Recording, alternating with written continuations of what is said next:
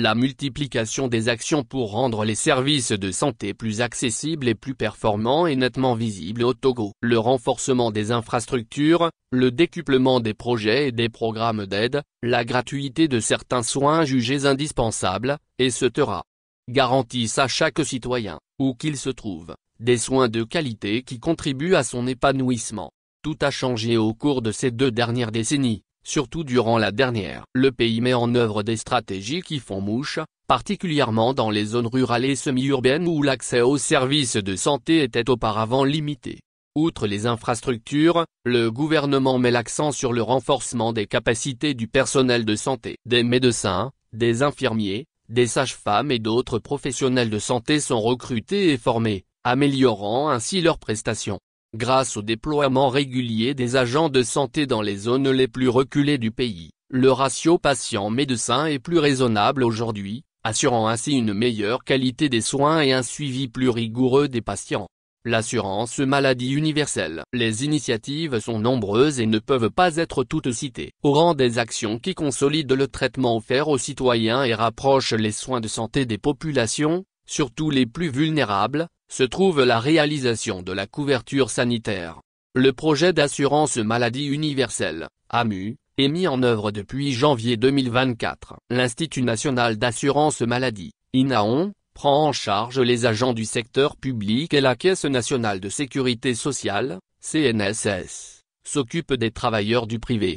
Une campagne foraine inscrite dans le cadre de l'AMU, organisée par l'INAON dans la région de la Kara et ayant pris fin en juillet 2024, a permis de soigner 616 personnes. Elles ont bénéficié gratuitement des consultations médicales, des médicaments, des dépistages de l'hypertension artérielle, du diabète et de l'hépatite B, des conseils santé. Le projet d'assurance maladie universelle couvre 800 000 personnes, chiffre du gouvernement communiqué en juillet 2024. Avant le lancement du projet, ce sont 470 000 citoyens qui étaient pris en charge. Cela traduit une hausse d'environ 50% des bénéficiaires. Construction de l'hôpital de référence d'Otalafie. C'est une infrastructure qui respecte les normes internationales. Inauguré en avril 2023, le complexe sanitaire renferme des services comme la cardiologie interventionnelle, le bloc de chirurgie générale, le service d'hémodialyse, le laboratoire de prothèses dentaires, le service d'imagerie, le laboratoire de biologie, de médecine générale, la gynécologie.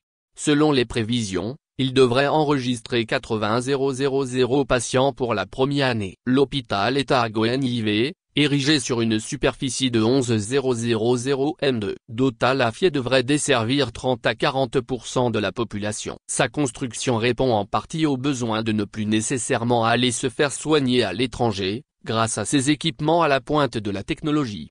Les hôpitaux mère-enfant dans les régions. Le Programme des Nations Unies pour le développement, PNUD, assure que le taux d'accessibilité dans le domaine de la santé au Togo est passé de 71% en 2020 à 90,7% en 2023. Selon son rapport sur l'indice de développement humain, ID, publié en juin 2024, 6 hôpitaux mère-enfant poussent sur le territoire, 3 d'entre eux sont déjà achevés. C'est une promesse faite par le chef de l'État Faure Gnassingbé qui est en train de la tenir. Parallèlement, le programme Vezou sauve des vies.